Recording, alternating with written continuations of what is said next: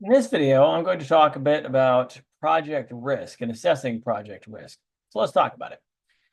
If I look at the big picture context associated with the risk of a capital budgeting project, I could look at this from a couple different perspectives. So first would be standalone risk. Standalone risk is just the risk of the project all by itself. So I just look at the project, just focus on the project and the results of the project, and that's all we're looking at. However, a company doesn't have just one project. A company has lots of projects. And because they have lots of projects, really you could view that as a portfolio of projects. And if they have a portfolio of projects and investments, really then what that kind of suggests is you can get some diversification benefit in effect.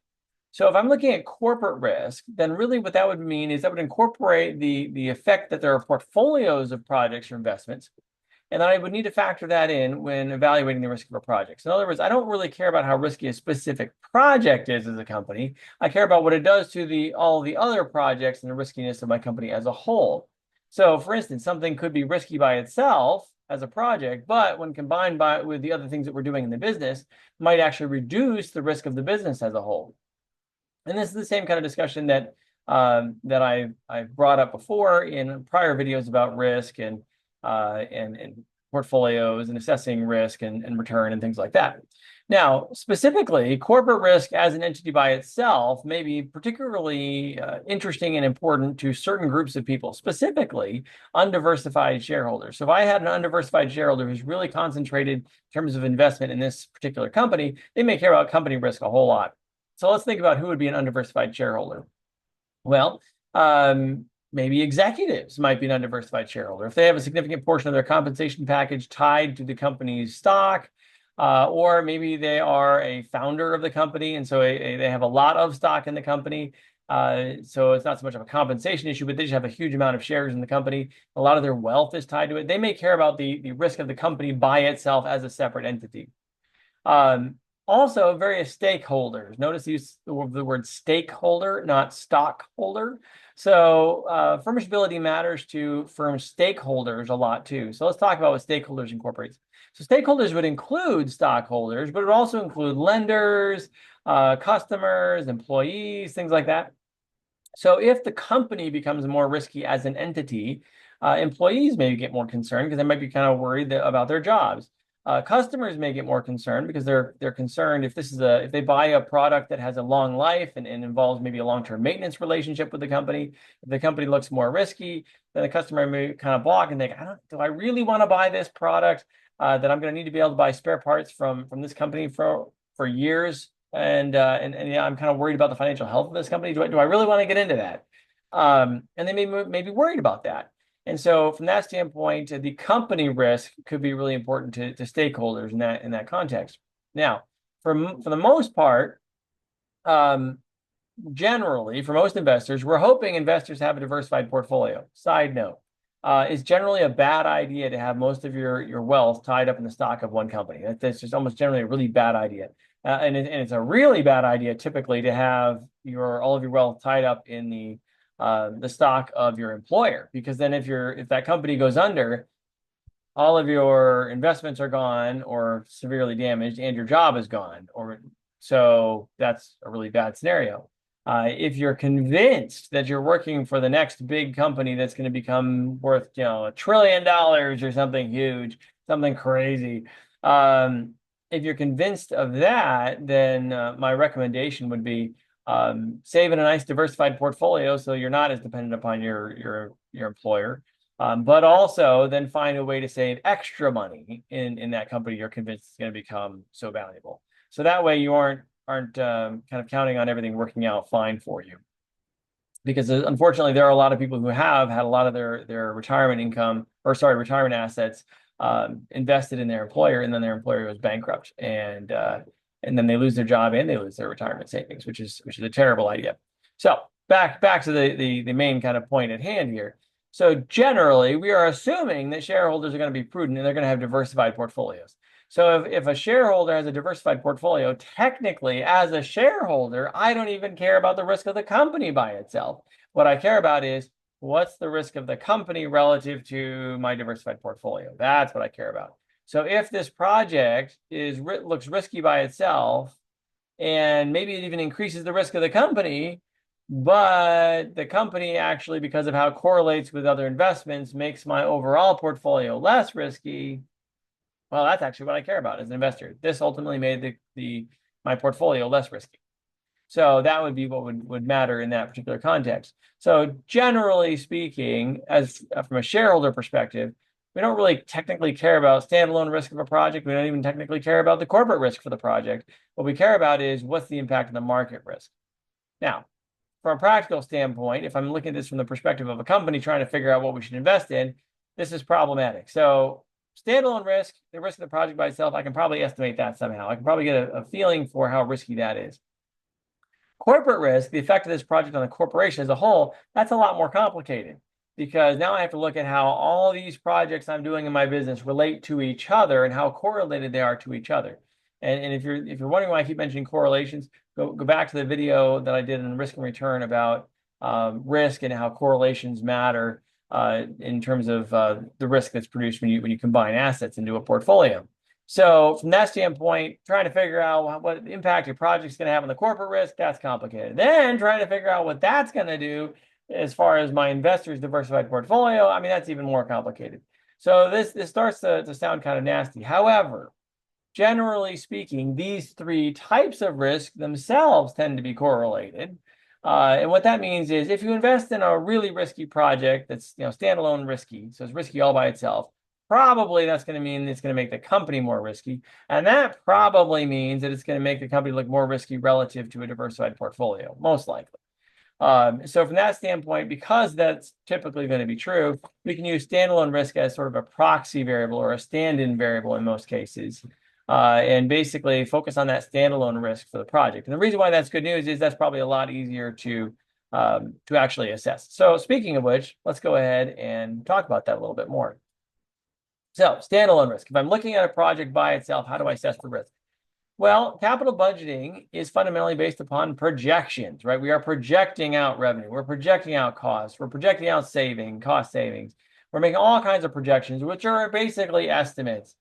So that means we don't really know what they are, right? I mean, these are forecasts, these are projections, they're guesses, right? Hopefully educated guesses backed by research, but kind of guesses at some level. And that means we should ask ourselves, well, what are the probabilities associated with these estimates? How likely is it that we're going to get this level of revenue that I said I expected to get in year two? What's the distribution of outcomes? Do I feel like it's really guaranteed? Maybe it's a guaranteed government contract, in which case feeling pretty good about what that revenue number is. Or what if this is a brand new type of product that I've never sold before, I've never produced before? I don't know what cash flows might look like. Who knows what sales are going to look like for this thing? This might be really a new territory, right? So we should evaluate, kind of what's the probability distributions associated with it. How certain am I? What's the range of outcomes associated with this? Now, that brings us to a broader point. When you put in, if you think about this from a probabilistic standpoint, that there's really kind of probability distributions associated with all these forecasted numbers that we're putting in here for sales and cost savings and everything else, then basically what that translates to is the fact that when you calculate sort of a base case net present value, that's where you set each variable to its most likely value. So basically what you do is you look at, this is the most likely value for sales. This is the most likely value for costs. And really, typically, when you kind of plug values into a capital budgeting analysis, oftentimes that's what you're looking at is, that's my most likely number. And oftentimes it's kind of lost in the process that, well, just because I think that's the most likely number doesn't mean that that's the only possible number. So when you put in the most likely value, which is kind of what you do most of the time without really thinking about it, that's basically what would be considered the base case net present value. But it's important to note that just because I plugged in a number into my cash flow calculations and I got a net present value, that does not mean that is the net present value. That means it is a net present value. It is a possible net present value based upon using these specific numbers that I plugged in. I don't really know what those numbers are going to be in any reality. So once we've kind of recognized that, it leads to a kind of an important question, which is, well, if I don't really know these numbers with certainty, then like how much would these numbers kind of change if I changed an input variable? Like, if I change some of those forecast numbers, how much would that change the net present value? And what if I had revenue that was 5% higher than I thought? What would that do? What if revenue is 5% lower than I thought? What would that do? And that's the idea behind sensitivity analysis. We try some different numbers in our projections, and we kind of see what does it do. Now, if I broaden that even further, and I kind of keep an eye on that probability idea, that's where we get to the idea of scenario analysis. So scenario analysis is basically when we're going to try to determine those probability distributions of key variables. So I'm going to try to do some research, try to figure out what do I think the probability distributions are associated with these key variables. And then maybe I try varying more than one variable at a time to see what happens. What happens to the net present value I get? And we're trying to get a sense for, just how risky is this thing. And if you really kind of take that a little bit further, what you can actually do is something called Monte Carlo simulation.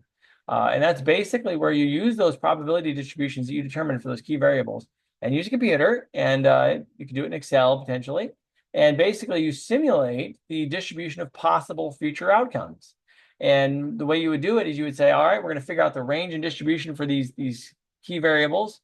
Then I'm going to plug that into maybe Excel, and I'm going to have Excel perhaps pick a value out of this statistical distribution, plug it into my cash flow calculation worksheet, and calculate a net present value. And then I'm going to have it do it for my revenues, do it for my cost savings, do it for some labor expenses, pick these variables based on these probability distributions, funnel it into my cash flow calculation, and get a net present value for that scenario. And then we'll try it again. Have Excel pick values based on those probability distributions that I determined for those key variables, plug them into the cash flow calculation, out pops a new set of cash flows, calculate a new net present value, and let's do it again. And what you could do is you could calculate a lot of net present values if you set it up right. And what happens then is you get a whole range and distribution of net present values. And so the idea there is, well, what percentage of the time did we actually produce a positive net present value? If like 95% of the time we're showing, no matter how I play with the data here and no matter how these variables vary, we get a positive net present value, we're liking it, right? And pretty much we're feeling really good about the likelihood that we actually are going to increase shareholder wealth, and this is feeling good.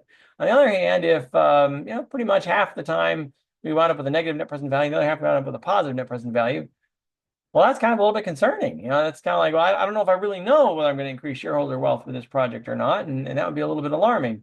And so maybe that's not so attractive. So even though that base case net present value using the most likely values might be looking like the net present value is positive, which is making you think this is a good project, once you allow some of those values to vary a little bit, what you might come out away from that analysis with is the idea that, well, even though sort of the most likely outcome is I'm going to make money, reality is I'm not real confident in that outcome at all. And so in that case, you might be thinking, I don't know if this is really a great project. Now, if you did this whole simulation, one of the things that would happen is if you tried a whole bunch of different scenarios here, one of them would wind up looking worse than all the others, and one of them would wind up looking better than all the others. And that would be sort of an estimate of a best case and a worst case scenario. But it's worth noting, since this is like a simulation where you're grabbing from statistical distribution, grab a value that's consistent with that distribution and probability, plugging it in, and calculating net present value. Because you're doing that, the reality is if you ran the simulation again, you'd get different best case and worst case kind of outcomes here. But it would still give you some sense for just how good it could wind up being and how bad it could wind up being. So that's something to kind of think about. That there's variability in these forecasts. That's the idea here. There's variability. The more variability in the forecast, the more variability in the net present value that pops out as a result of that, the less we really know about where we're going to wind up, and the more risk this situation has. Now, to kind of wrap up sort of the risk topics a little bit, it's kind of important to know that overall quantifying and measuring risk is actually surprisingly difficult to do. And it's tricky. So there isn't like a perfect way to try to quantify everything, but it's still something we need to try to do when looking at a capital budgeting project. Now, broadly speaking, what I have presented in various videos in this series of videos is one broad approach to adjusting for risk, and that would be to have a risk-adjusted discount rate. And so basically what that would mean is if I think a project is more risky, I use a higher risk-adjusted cost of capital when I evaluate that project. And if I think a project is less risky than average, I would use a lower risk-adjusted cost of capital. And that's typically what you use in many cases. However, it is worth noting that there is another way that you could adjust for risk. And this might pop up in some, maybe graduate finance courses and some other contexts and things like that. So I'm going to kind of plant a seed here, just kind of make you aware that there is another way that this could be done. And that's something called the certainty equivalent method. And so what that would do is if I had a project that had a cash flow at the end of year one that I estimated to be on average $100. Now it's $100 on average, but there's a risk associated with it. So it could be a lot lower, it could be a lot higher, but it's $100 on average. Well, if it's $100 on average, but it could be a lot lower and it could also be a lot higher, the certainty equivalent method basically says, let's find the number that you would find to be equivalent to that was a guaranteed cash flow. In other words, if I offered you $80 guaranteed, would you take that in exchange for the $100 that was risky? So it's $100 on average, but I could be much higher, much lower. And if you said $80 is just the right amount, if you offered me $80 guaranteed compared to this $100 that's kind of risky, then I would view those as kind of equivalent. Then that $80 would be that certainty equivalent. So what you would do with the certainty equivalent method is I'd look at each of those future cash flows. I'd figure out what dollar amount guaranteed would be equivalent to that risky future cash flow. And you figure out those dollar amounts guaranteed, and you put those in place of those risky cash flows. And since they're now guaranteed amounts that we're working with, you can actually just discount everything with the risk-free rate, which actually makes the discounting process a lot simpler. So that's another way that this could be done.